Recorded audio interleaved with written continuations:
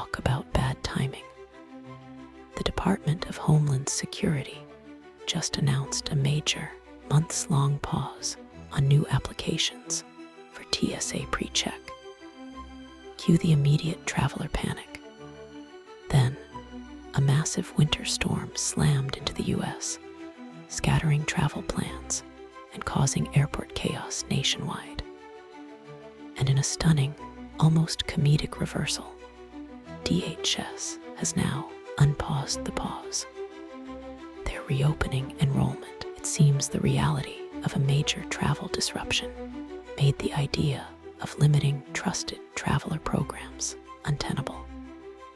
The lesson: if you want government action, maybe just schedule a blizzard. For anyone flying soon, your chance to skip the long security line is back. Please subscribe for more information about travel daily updates.